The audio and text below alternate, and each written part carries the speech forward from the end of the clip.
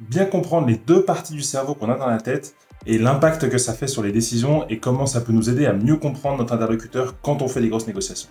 Mon fils fête ses 3 ans ce vendredi et du coup on invite plein de familles à la maison. Et comme le travail salarié me prend beaucoup de temps en ce moment, je n'ai pas eu le temps d'écrire et de tourner une vidéo comme j'aurais voulu.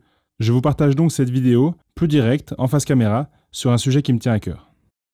Aujourd'hui, je voudrais te parler de la difficulté qu'on a parfois de prendre des décisions et de te donner un peu des pistes de comment tu peux faciliter cette prise de décision-là et puis en négociation aussi, faciliter ta compréhension des besoins de l'autre pour justement plus facilement arriver à des décisions communes qui vont aux deux.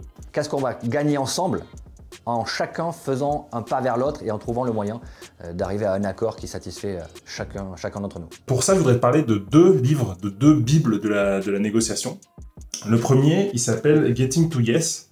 Alors en France, je l'ai acheté aussi en français parce que moi j'avais lu celui-là il y a quelques années et puis j'ai acheté la traduction en français. Ça s'appelle Comment réussir une négociation de Fisher et Ury. Et dans ce livre, Getting to Yes, en fait, c'est le premier grand ouvrage qui a été écrit sur la négociation. Donc ça a été écrit dans les années 80, je crois. Et c'était la première fois que 2 personnes se penchaient sur le sujet de la négociation et essayaient de comprendre un petit peu comment on pouvait processer ça. Et du coup, ce bouquin, le but c'est de systémiser, donc de mettre un peu un système, un process sur la résolution des problèmes pour que les 2 parties, elles arrivent à un accord qui soit bénéfique pour les 2. Principalement, il y a 4 grands principes dans ce livre, je vais te les citer parce que c'est hyper intéressant.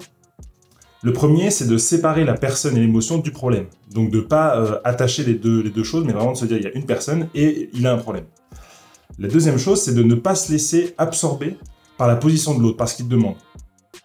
Il faut bien se concentrer sur le pourquoi il le demande et non pas sur la demande qu'il a. Donc, par exemple, dans une prise d'otage avec une rançon, pas se dire « Ok, il y a un problème sur le $1 million qui est demandé ». Non, c'est pourquoi il veut ça.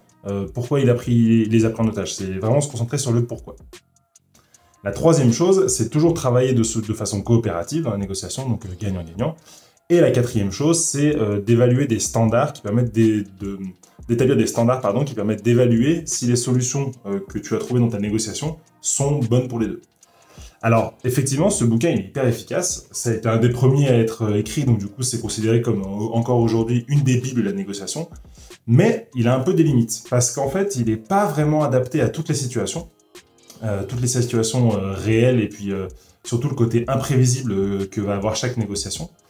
Et du coup, pour ça, il y a un autre bouquin qui a été écrit un peu plus tard, qui s'appelle « Ne coupez jamais la poire en deux », Never split the difference, en anglais, pardon pour mon accent. Ça a été écrit par Chris Voss, et comme c'est écrit ici, c'est un expert du FBI qui a écrit ce bouquin sur la négociation. Et lui, en fait, c'est un peu différent. Il a appris la négociation sur le tas, donc dans des situations de crise, donc de crise parce que prise d'otage, parce que danger de vie humaine. Et il a compris des trucs sur la négociation qu'il a ensuite, plus tard, dans ce bouquin, voulu un peu resynthétiser. Now, what's the point? The point is that even terrorists are humans. And there are human nature rules that apply to all of us in all situations. And it's a study and scientific proof that emotions are intertwined in all of our decisions. We make our decisions based on what we care about, which makes decision-making by definition of emotional process. Et en fait, il explique que le livre de Fisher et Ury, il est super bien, et pendant des années, tout le monde l'a utilisé. Mais il y a cette limite de dire, c'est un process à suivre, c'est très scolaire, entre guillemets, c'est très réfléchi, c'est très logique, mais il manque le côté humain de la négociation. Il manque le côté humain de la prise de décision du cerveau, c'est-à-dire que comment le cerveau prend des décisions aujourd'hui, il y a 2 systèmes de pensée dans le cerveau. Il y a le cerveau animal, qui est hyper rapide, hyper instinctif, hyper émotionnel, et puis il y a le cerveau plutôt lent, réfléchi, logique.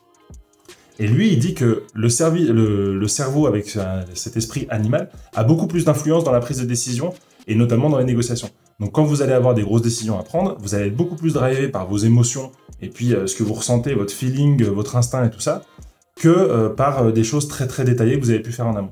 Et ça explique que parfois on prépare vachement bien ces négociations, peut-être que ça t'est arrivé récemment, tu prépares à fond ta négociation, que ce soit pour un gros achat immobilier, que ce soit pour un investissement, que ce soit pour négocier ton augmentation, et puis en fait, en 3 minutes de discussion, la personne en face de toi, elle t'a complètement défoncé tes arguments, elle t'a complètement déstabilisé, et tu sais plus quoi dire, tu sais plus quoi faire, et c'est pareil avec quand tu veux prendre une décision ou faire un choix, bah parfois tu as les idées très claires, tu as fait bien en avance, ok, voilà le pour, voilà le contre, voilà pourquoi c'est bien, voilà pourquoi, qu'est-ce que je pourrais changer, tout ça.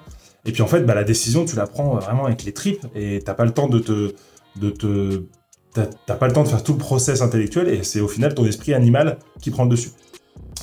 Et donc, c'est hyper important de se dire que le cerveau, il fonctionne avec des biais cognitifs. Donc les biais cognitifs, c'est un truc qu'on pourra en parler en vidéo parce que c'est hyper intéressant aussi, et particulièrement dans tout ce qui est prise de décision et puis négociation, c'est hyper important de connaître les biais cognitifs. Et ces processus inconscients et irrationnels que sont les biais cognitifs, ils déforment complètement la perception des choses. Donc, préparer sa négociation, oui, hyper important. C'est très important d'avoir une préparation très détaillée, mais c'est pas la seule chose à faire. Il faut aussi travailler sur l'aspect émotionnel, imprévisible, que ce soit pour une négociation ou que ce soit pour une prise de décision. Voilà. Et c'est exactement pour ça que je vous fais une vidéo par semaine sur la négociation. On va approfondir ça ensemble, c'est-à-dire qu'on va voir ensemble déjà comment on peut identifier ces deux systèmes de pensée qu'on a dans le cerveau et quels sont leurs apports, que ce soit dans la prise de décision ou dans la négociation. Comment vous pouvez les utiliser, comment vous pouvez faire en sorte de bien utiliser votre esprit animal et puis très instinctif, et puis parfois avoir toujours en backup cet esprit très lent et réfléchi. La deuxième chose, c'est de bien utiliser toutes ces compétences-là pour comprendre aussi comment l'autre personne fonctionne, donc comment vous allez réussir avec des bonnes questions calibrées, avec de l'empathie tactique comme on l'appelle, à comprendre les besoins qui sont derrière sa façon de présenter les choses qui est peut-être très réfléchie, donc aller chercher dans l'esprit animal de votre interlocuteur les vrais besoins et la vraie nécessité dans la négociation, et donc du coup de pouvoir aiguiller la négociation vers ce que vous avez envie.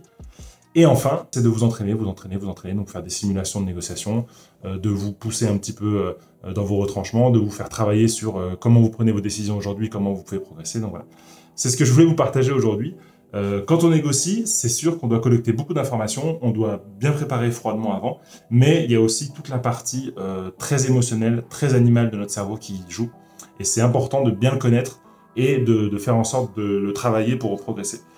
Si tu as des questions par rapport à ça, ou même des situations que dont tu voudrais parler, où ça t'est arrivé de justement bien avoir préparé, et puis finalement ton esprit instinctif a repris le dessus, dis-le moi en commentaire, c'est hyper intéressant, puis je lis tous les commentaires et je vous y réponds parce que c'est ma façon à moi de pouvoir communiquer directement avec vous. Si vous souhaitez redécouvrir mes 9 règles d'or en négociation, je vous invite à aller cliquer sur cette vidéo. On se voit là-bas ou dimanche prochain, et d'ici là, négociez mieux et soyez audacieux. Ciao!